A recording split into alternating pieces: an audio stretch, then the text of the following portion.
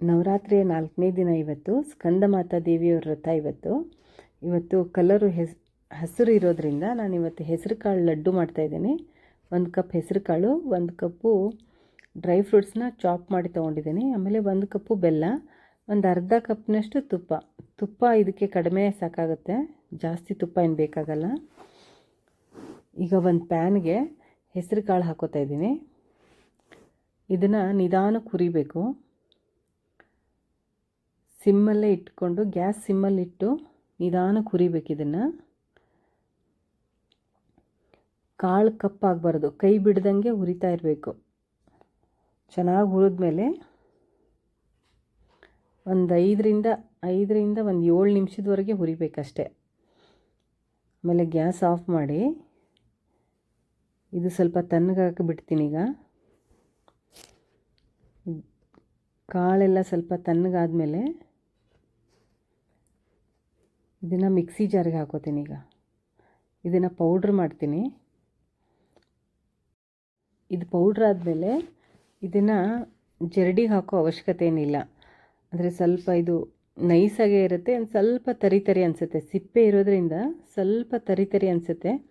ಅದಿದ್ರೇ ಚೆನ್ನಾಗಿರುತ್ತೆ ಉಂಡೆ. ಈಗ ಕರೆಕ್ಟಾಗಿದೆ ಇದು.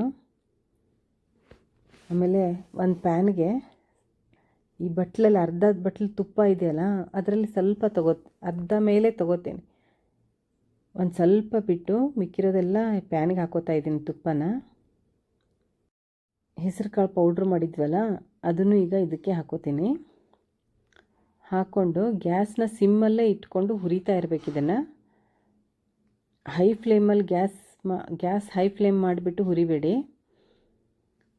ಎಷ್ಟು ನಿಧಾನಕ್ಕೆ ಹುರಿತೀವೋ ಅಷ್ಟು ಚೆನ್ನಾಗಿ ಸ್ಮೆಲ್ ಬರುತ್ತೆ. ಎಷ್ಟೋ ತನಕ ಹುರಿಬೇಕು ಅಂತ ನಾವು ಹುರಿಬೇಕಾದ್ರೆ ನಿಮಗೆ ಗೊತ್ತಾಗಲ್ಲ. ನೀವೇನಾದರೂ ಈ ಲಡ್ಡನ್ನ ಟ್ರೈ ಮಾಡಿದರೆ ಆವಾಗ ನಿಮ್ಗೆ ಗೊತ್ತಾಗುತ್ತೆ ಎಷ್ಟು ಹುರಿಬೇಕು ಅಂತ. ಅಂದರೆ ಅದು ಸ್ಮೆಲ್ಲು ಒಂಥರ ಚೆನ್ನಾಗಿ ಬರುತ್ತೆ. ಆವಾಗ ನಿಮ್ಗೆ ಗೊತ್ತಾಗುತ್ತೆ ಇದು ಹುರಿದಿದೆ ಅಂತ. ಈಗ ನೋಡಿ, ಇದು ಹುರಿದಿದೆ. ತುಂಬ ಹೊತ್ತನ್ನು ಹುರಿಯೋದು ಬೇಕಾಗಿಲ್ಲ. ಈಗ ಆಗಿದೆ ನೋಡಿ. ಈಗ ನಾನು ಒಂದು ಪ್ಲೇಟಿಗೆ ಹಾಕೋತಾ ಇದ್ದೀನಿ. ಈ ಡ್ರೈ ಫ್ರೂಟ್ಸ್ ಚಾಪ್ ಮಾಡಿ ಇಟ್ಕೊಂಡಿದ್ನಲ್ಲ, ಅದನ್ನು ಸ್ವಲ್ಪ ತುಪ್ಪದಲ್ಲೇ ಹುರ್ಕೋತೀನಿ. ಈಗ ಹುರ್ಕೊಂಡು ಈಗ ಇದನ್ನು ಅದೇ ಹಿಟ್ಟಿಗೆ ಹಾಕೋತೀನಿ. ಆಮೇಲೆ ಅದೇ ಪ್ಯಾನ್ಗೆ ನಾನು 1 ಕಪ್ ಹೆಸರು ಕಾಳಿಗೆ 1 ಕಪ್ ಬೆಲ್ಲ ತೊಗೊಂಡಿದ್ನಲ್ಲ, ಆ ಬೆಲ್ಲನ ಇದಕ್ಕೆ ಹಾಕ್ಕೊಂಡು ಒಂದು ಅರ್ಧ ಕಪ್ದಷ್ಟು ನೀರು, ಜಾಸ್ತಿ ನೀರು ಹಾಕಂಗಿಲ್ಲ, ಅಷ್ಟಾದರೆ ಸಾಕು. ಬೆಲ್ಲ ಕರಗಬೇಕು. ಬೆಲ್ಲ ಕರಗಿ ಸುಮ್ಮನೆ ಒಂದೇ ಒಂದು ಕುದಿಬೇಕಷ್ಟೆ. ಒಂದು ಕುದ್ದು ನೋಡಿ ತೋರಿಸ್ತೀನಿ. ಬರೀ ಹಿಂಗಿರುತ್ತೆ ಅಷ್ಟೇ, ಪಾಕ ಬರಲ್ಲ. ಇದು ಪಾಕ ಮಾಡಲೂಬಾರ್ದು. ಇದು ಸ್ವಲ್ಪ ತಣ್ಣಗಾಗಲಿ. ಹೆಸರು ಕಾಳು ತಿನ್ನೋದ್ರಿಂದ ದೇಹನೂ ತಂಪವಾಗಿರುತ್ತೆ. ನಾನು ಇದಕ್ಕೆ ಏಲಕ್ಕಿನ ಕುಟ್ಕೊಂಡು ಹಾಕ್ಕೋತಾ ಇದ್ದೀನಿ. ಸ್ವಲ್ಪ ಆರಿದೆ. ಈಗ ಇದಕ್ಕೆ ಇದನ್ನು ಬೆಲ್ಲ ಕರಗಿರೋದನ್ನ ಹಾಕ್ತೀನಿ. ಈಗ ಇದು ಯಾರಾದರೂ ಉಂಡೆ ಮಾಡೋಕ್ಕೆ ಬರಲ್ಲ ಅಂದ್ರೂ ಈಸಿಯಾಗಿ ಇದನ್ನು ಉಂಡೆ ಮಾಡ್ಬೋದು. ಇದು ಸ್ವಲ್ಪ ತುಪ್ಪ ಮಿಕ್ಕಿತ್ತಲ್ಲ, ಅದನ್ನು ಸ್ವಲ್ಪ ಹಾಕೊಳ್ಳೋಣ ಅಂತ ಹಾಕೋತಾ ಇದ್ದೀನಿ. ಆಮೇಲೆ ಸ್ವಲ್ಪ ಏನಾದರೂ ನಿಮಗೆ ಉಂಡೆ ಬರ್ತಾ ಇಲ್ಲ ಅಂತ ಅನಿಸಿದ್ರೂ, ಅಥವಾ ಇನ್ನೂ ಸ್ವಲ್ಪ ತುಪ್ಪ ಬೇಕು ಅನಿಸಿದರೆ ಸ್ವಲ್ಪ ತುಪ್ಪ ಹಾಕ್ಕೊಳ್ಳಿ.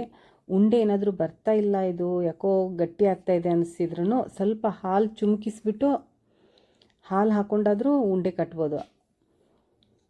ಸ್ವಲ್ಪ ಇನ್ನೂ ತುಪ್ಪ ಬೇಕನ್ನೋರು ತುಪ್ಪ ಹಾಕ್ಕೋಬೋದು. ಮೇಲ್ಗಡೆ ಈಗ ತುಪ್ಪನೂ ಹಾಕಿ ಉಂಡೆ ಕಟ್ಬೋದು. ನೋಡಿ, ನಂದು ಕರೆಕ್ಟಾಗಿ ಬಂದಿದೆ ಅಳತೆ. ನಾನು ಹೇಳಿರೋ ಅಳತೆನಲ್ಲಿ ಮಾಡಿದರೆ ಕರೆಕ್ಟಾಗಿ ಬರುತ್ತೆ. ಚೆನ್ನಾಗಿ ಬಂದಿದೆ ಉಂಡೆ.